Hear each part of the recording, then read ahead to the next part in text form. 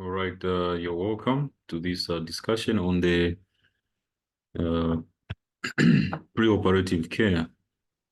So I'll be, brief, and where necessary, I'll explain in more details, but I'll go direct to the point. So what is important when a surgical question is asked to you, and this surgical question asks you to write the pre-operative care you're going to offer to the patient with a surgical condition. In short, this patient is not yet in the theater. This patient has been brought to your facility, and we want to know or see how you can handle this client before they go into theater. So the priority, or what is in your mind, is to prepare this patient in two folds.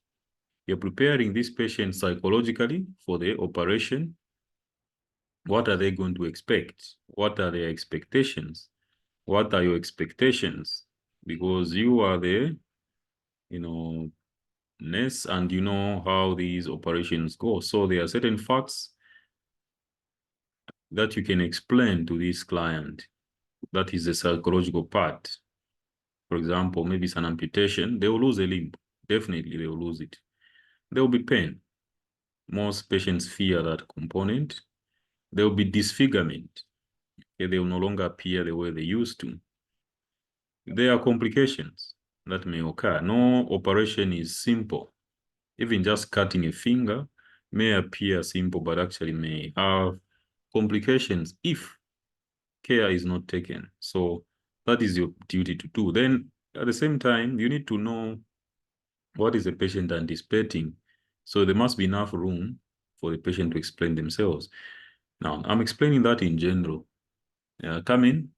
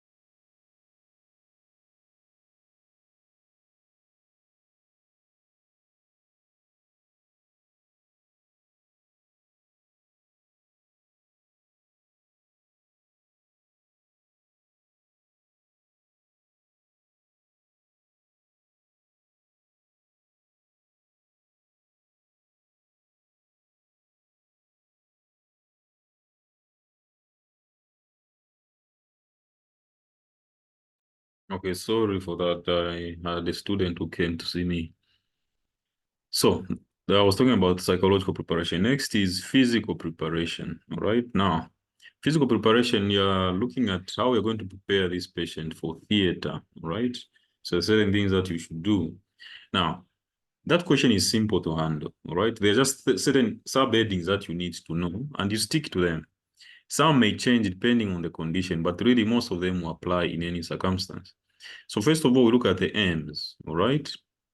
So you read the stem. If the patient was, for example, in an accident, or maybe it's a cancer type of situation that they have, definitely there will be some pain somewhere. So among your aims, it will be to manage or control that pain.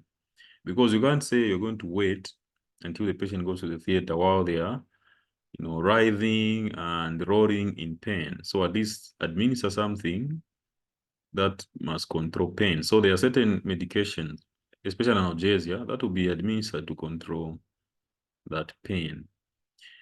Then anxiety is one of the major components pre-operatively.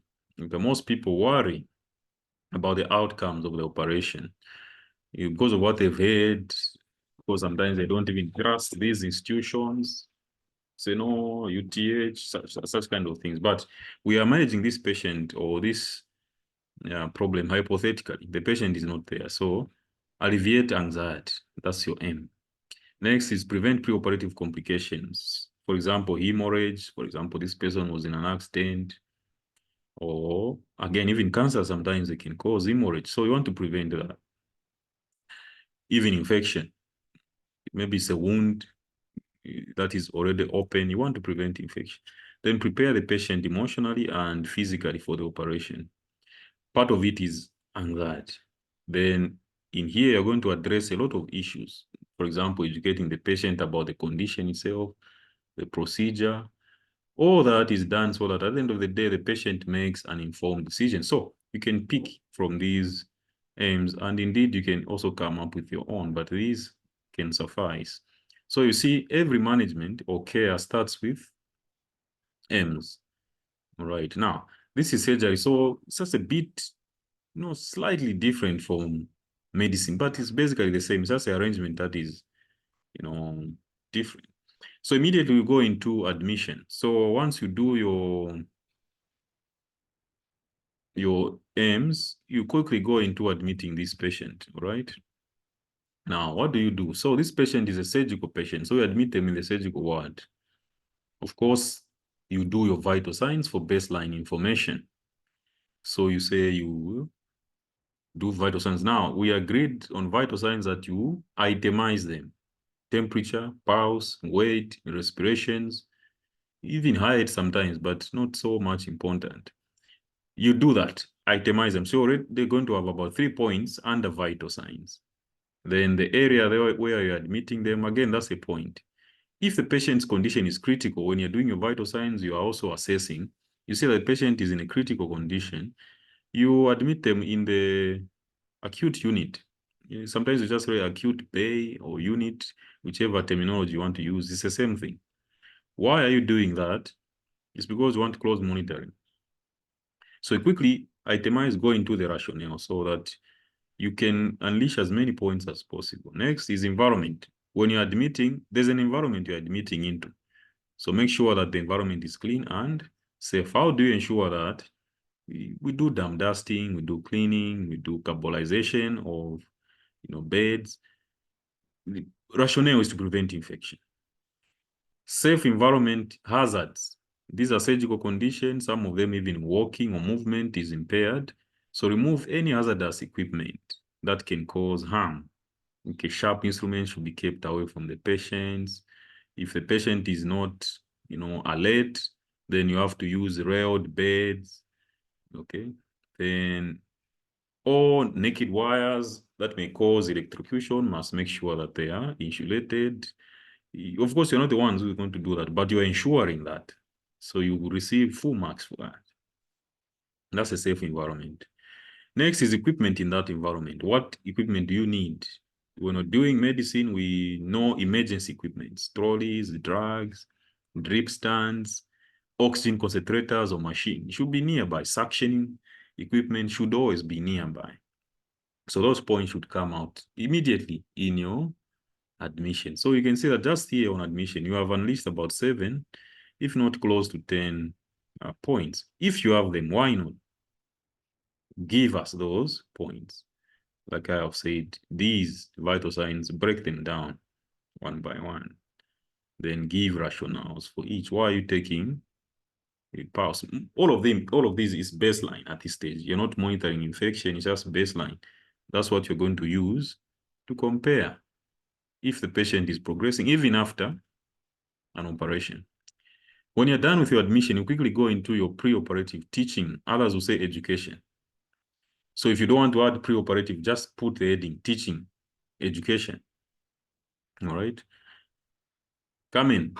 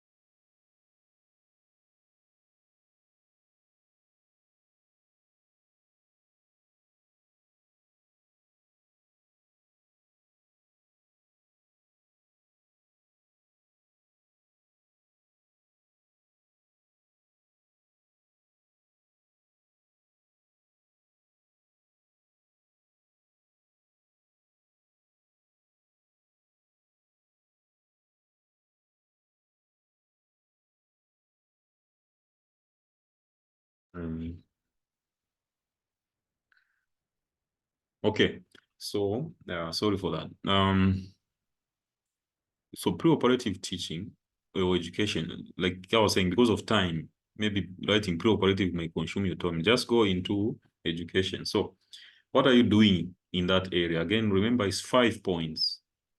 If you have them, if they are less, just give maybe 3 or 4, then you move on. So what is involved in that segment? You are educating the patient, first of all, about the condition itself. Okay, they need to know facts about the condition. So you explain the cause, you explain the pathophysiology if it's there. The way you're writing, I'll explain the cause, pathophysiology, signs and symptoms, possible complications, and the methods of managing that condition. You find that some conditions are medical, surgical, chemo, anything like that. So you can't go into those details. Just say you educate the patient on the causative, the cause, the pathophysiology, the complications and management. Okay. When you're done with that, you go to offer more education about this, condition that the patient has. So other things, before they go into the theater, you need to teach them. Most importantly, especially if it's chest operations, you talk about, breathing exercises. Now, this is given as long as they're going to use general anesthesia. Okay. So as long as a major operation, this must be taught because it has been shown that most patients recover with some type of pneumonia. So to prevent that hypostatic pneumonia, by the way, so you teach breathing exercises, deep breathing exercises, because people avoid using these respiratory muscles when they have operations in the chest. So teach them before they go in the theater. Okay. Other than that, you educate the patient about post-operative, come in. I'm in class. You wanted to see me concerning clinicals? Yeah, tomorrow. Yes. Sorry for that. Students keep coming. I think I'll just lock the door. Uh, I still hope that you'll be able to follow. So we started with teaching on the condition.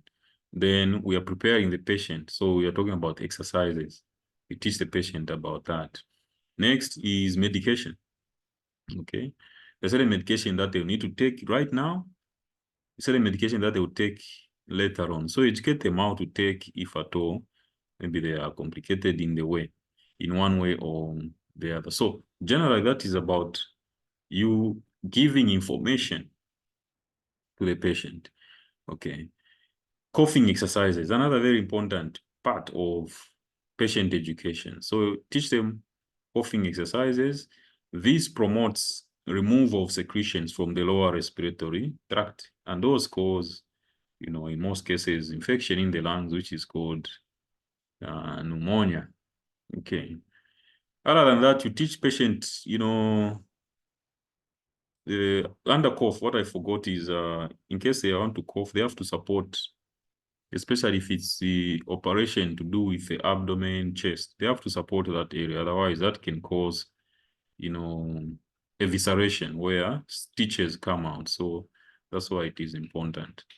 Then quickly tell the patient to say, once you come back from theater, there will be need for mobilization. So they must know early and what complications can arise if at all they don't begin to mobilize early, or movement. So educate, generally you're giving as much information as possible. Okay. So that's about patient teaching. All right, this is not so important.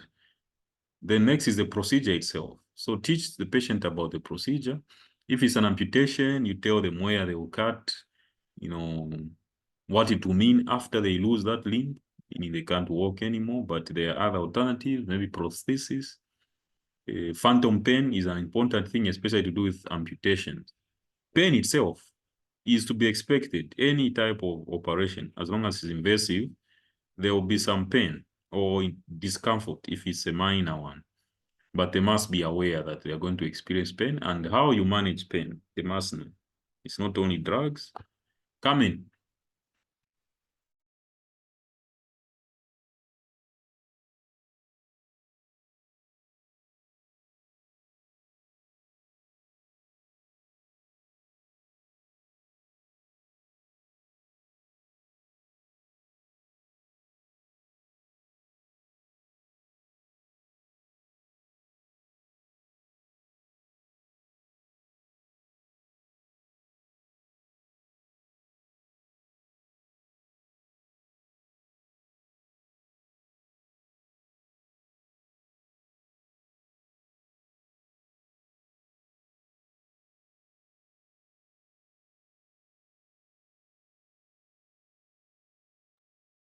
All right. So I think that's the last disturbance we are having now. So procedure now, you are telling them where the procedure will be done. If it's cutting or if it's just operating in there, you tell them what is going to be expected out of them. They're going to be under general anesthesia. So they'll be unconscious for some time. They'll not feel anything. But later on, when this anesthesia wears out, they'll feel pain. So just direct points. I will educate the patient about the procedure, expected outcomes of the procedure, and possible complications that can arise from the procedure. Procedures may have complications, so we can't hide that information. So let it come out in your education. Okay. Then certain things, maybe they will need to avoid certain things before they go to the theater. Okay, so you teach them at some point, you're not going to be allowed to have a meal. So the better they know this, the area they know is this, the better. So it can come out here. I'll teach a patient that there will be need for starvation prior to an operation to avoid possible complications. So really there's a lot in teaching, and this borders on psychological preparation. You sit down and divulge information to the patient. While you're teaching, among your points should be giving enough room to the patient to see if they have understood you, and let them also ask questions. You answer those questions and let them also express their fears or concerns. Once that is done, the next point is consent signing. So this one has few points. I don't expect you to write 3 points or so. There are very few. I'll administer, number one, I'll administer the informed consent form to the patient after I have done my education. Then next, ensure that the patient signs the consent form. At least this consent form should be valid within the time frame of an operation. Remember, it's only valid for 14 days. After that, it's invalid. So that point should come out. Ensure that the patient signs the consent form. That will be valid for the time frame for the operation. That is very important. Once they sign nothing else, there's nothing else you can do or other points to bring out under consent form. So, but missing it out in your pre-op is a serious error. So let it appear there, consent signing. Okay. Already the age of the patient will be explained in the STEM. So there's no need to explain whether it will be signed by a legal guardian or it will be signed by the patient. Already the age will be mentioned. It's rare that they don't mention. It's always there. Okay. Once the patient signs the consent, then you go into investigations and the laboratory works. So that's your next subheading. Again, we are fighting for 5 points here. What do you do? So first of all, you collect all blood samples for any blood tests and, you know, dispatch or take these blood samples to the laboratory. That's your work. Show it here that you can do it. So I'll collect and take blood samples for all blood investigations, such as the following. There's grouping, cross-matching, full blood count, hematocrit, hemoglobin. All these will be under full blood count. Next, other procedures like urinalysis. You collect urine and do. I will collect urine and perform urinalysis. Okay. This could have been done also under admission, but even here, it's supposed to be written out. So I'll collect urine and perform urinalysis. Okay.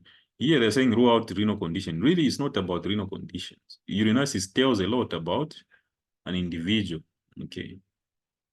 So you're doing urinalysis, of course, to have a clear picture about the condition of the patient. You can find a lot of abnormalities in urine that can actually even hinder you from doing the operation until those are addressed. So that can come here under investigations. Then other investigations involve, for example, radiological investigations. So you can say, I'll take the patient for radiological investigations. For example, a CT scan. Okay, CT scan, MRI, these are more or less the same, except maybe the details and clarity may be a bit different. So CT scan, MRI, all these are imaging tests. Okay. But they fall under radiological because we are talking about radiation and magnetic, field. So what is CT scan show? It's just images of the affected area so that you can have a better diagnosis, understanding of what you are dealing with. Same with ultrasound imaging. These mainly are soft organs, organs in the abdomen, organs in the chest, pelvis. An ultrasound scan will be very useful. X-ray for formed element like bones. Okay. Really depends on what has been prescribed by the physician, what they want to see. So now if it's not mentioned, you can list them down. So the condition determines which imaging tests you will do. Okay. So if it's an amputation, an X-ray will be very vital. Okay. Maybe even a MRI can work out. If it's cancer, MRI, CT scan is applicable. Even ultrasound is applicable. Okay. So I'll ensure or prepare the patient for the following procedures. CT scan to view affected area, X-ray to see if there are any fractures. MRI and CT scan, the rationale is the same. Ultrasound scan, again, you want to visualize the lesion or the affected organs. It's to visualize the affected organ. So you are the one preparing and helping the patient to undergo these investigations. Once you are done with that, it's your duty again to go and collect those results. So you go and collect results and then you file them, okay, so that you have critical information for the patient. Next is now we're going to physical preparation. Okay, so physical preparation, we are looking at now preparing the patient for the actual procedure.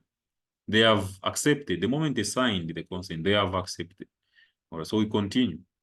That's why we even took investigations, because they have accepted. If they didn't accept, there's no need for investigations. So actually, physical preparation begins from investigations. But when you're writing, there's no need to put physical, psychological, no.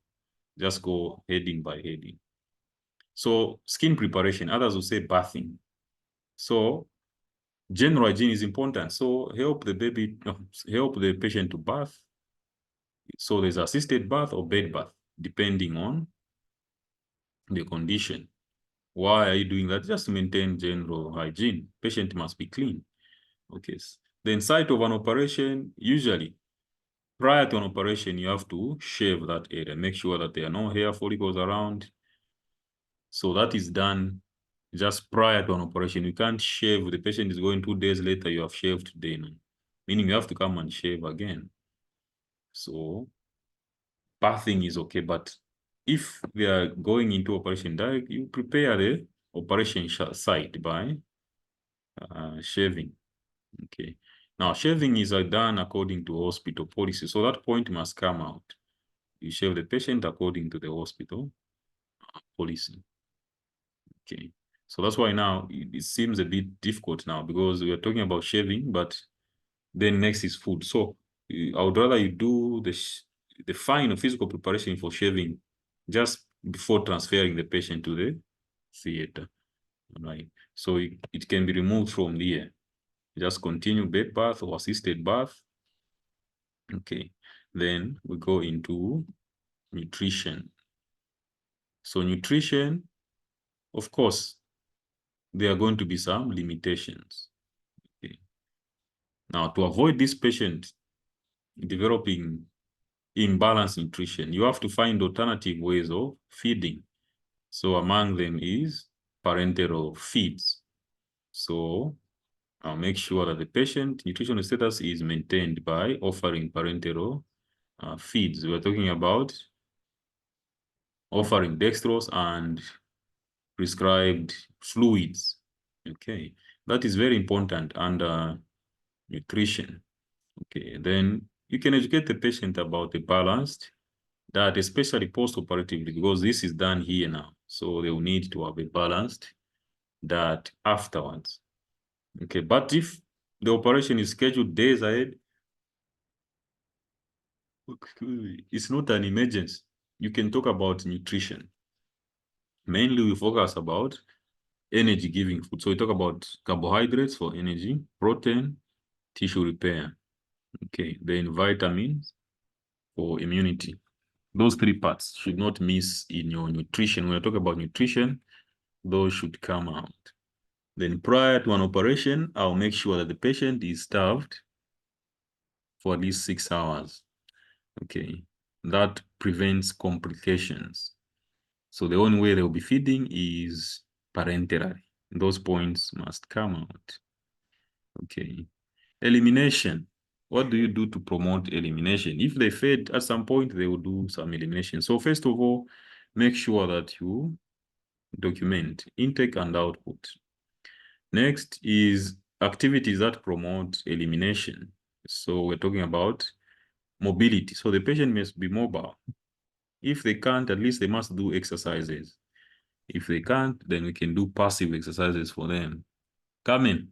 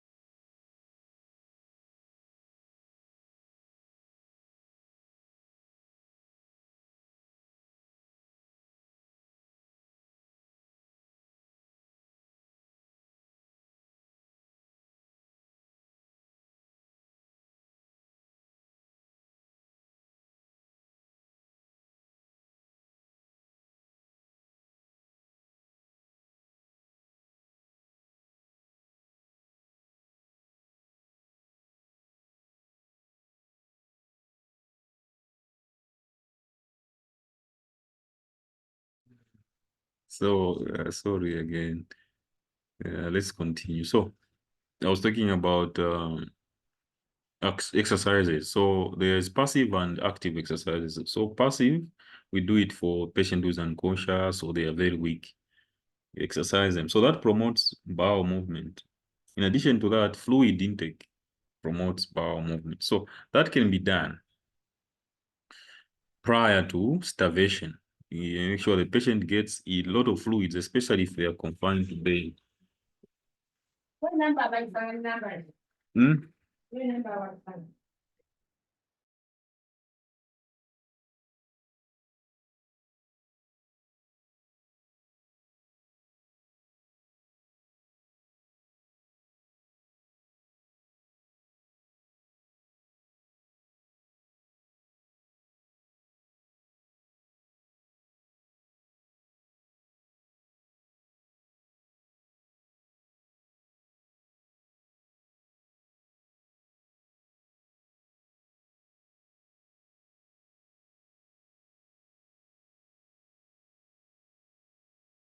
Right. So that is about elimination. So fluid intake promotes elimination.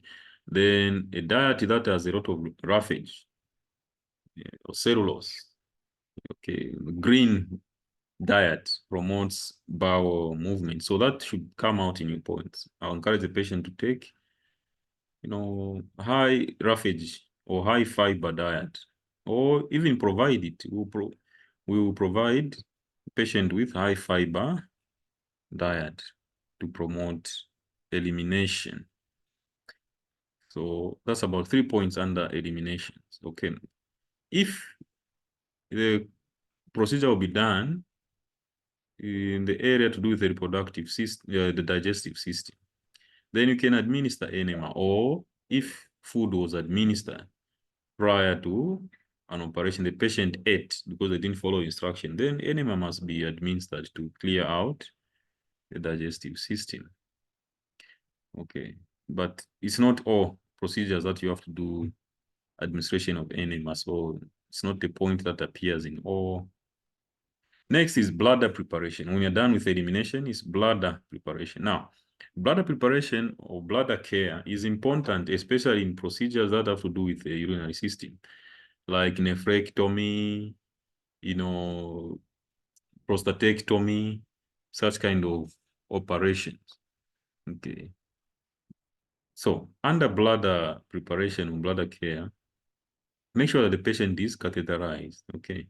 So this is important because even in the operation there, we need the patient with catheter to avoid, messing up the operation table. So administer catheter, of course, using aseptic technique. So make sure that no contamination occurs. So that is important under bladder preparation. You catheterize a patient, okay, prior to procedure. Okay. Then monitor input and output, and also record on the fluid balance chart. That is important so that you avoid overload or indeed underloading of fluids. Remember, blood volume is cardinal when it comes to major operation. So that's why you're catheterizing, so that you can monitor the input and output as well. Then we go for another set of observations. Remember, you did a bit of vitals during admission. Bring them here. You're comparing with those you did early. So when you do vitals here, compare with the earlier ones and see that the patient is fine. It's not deteriorating. It's not getting worse. Again, you will record them one by one. Temperature, pulse, respiration, blood pressure, one by one. Other observations you can do is just a general appearance of, or the general condition of the patient. Okay, does the patient look fit for an operation? Is there any signs of cyanosis, pallor, which may indicate insufficient oxygenation or insufficient transportation of oxygen to tissues in the case of pallor? The patient may appear jaundiced, okay, maybe because of transportation of bilirubin is affected. So all those you want to see. So you observe for pallor, jaundice, and cyanosis before the patient goes for an operation. Other observations that you do is just to make sure that any blood tests that came are in normal. Otherwise, this patient might not go for an operation. If at all, any of these results show that there's something incorrect with the patient. Now, once you're done with the last set of observations, what you do now is compile all the charts. Okay, so it's a patient's record. Okay, so you organize all records and notes, including the consent form that the patient signed, and attach them together and make sure that they are available for the surgeons. Okay. Once that is done, we go for pre-medication. I mentioned pain, such kind of thing. So antibiotics as prophylaxis, if there's any need for sedation, that must be talked about here. So I'll administer prescribed pre-medication such as antibiotics for prophylaxis, analgesia for pain, sedation to calm the patient if at all the patient is overly anxious that they can't even hold themselves. Then you can sedate the patient. Once we are done with pre-operative medication, we can now label the patient because now we are doing the final touches. So labeling of the patient can be done together with shaving. So you label the patient. Of course, these are the areas we are looking at: name, word, type of operation to be done, site of an operation to be done, if there are any allergies or hypersensitivities, all that should be indicated. Okay. Then finally, we shave the patient on the operation site. All that is still under, patient preparation. Then finally, we do gowning. Okay. Even though it's not done in practice, it's supposed to be written in theory. Okay, that the patient's clothing will be put in a secure place. So they will surrender everything and go in gowns. That is after having a proper bath, either assisted self or a bed bath. That's when you gown them, and by that time you have already shaved. So those points should come out here. When you label, next is you shave. Shave. First you label, they bath, then you shave, then you gown. Those are points under one. Then you remove all cosmetics and jewelry, as they call it. Then you put it for safe keeping. So we say removal of cosmetics and jewelry. Really, whatever you can think of. Okay, nail polish must be removed, rings, dentures, as they call them. Anything you ask the patient if they have any prosthesis on them must be removed to avoid injury or accidents that may occur. Okay. Then lastly, you escort the patient. So others will call patient transfer instead of escort. So that's right, patient transfer. You're transferring the patient from your surgical ward to the theater. So that's a different department. Okay, so as you escort the patient, make sure that you take your last vital signs. Okay, because condition can change quickly. So patient escort, quickly you do quick vital signs and then transfer the patient to the theater. Now, once you transfer the patient to the theater, you do what is called handover. So that is still under patient transfer. It's in one. Vital signs, then take the patient to the next department, which is theater, then handover. And that's why you did that last set of vital signs under patient transfer. So the people getting handover from you, they will do their own vital signs and compare with yours. So we don't need those old vital signs. You need fresh ones. That's why you do vital signs under patient transfer. The last subheading for your pre-operative care is preparation to receive the patient. Prepare to receive the patient. So what do? You make your post-operative bed. Prepare the environment. Okay. Make sure all resuscitative equipment are available. You put them as points. Make sure the environment is clean and safe, free from any hazards. Then you are done. So that is prepare to receive the patient. Post-operative bed and environment. All those points we talk about environment should come out under pre-op. So that's what I was saying. These questions are predictable because surgery is either it's going to be pre or post-op. So in the next discussion, we'll look at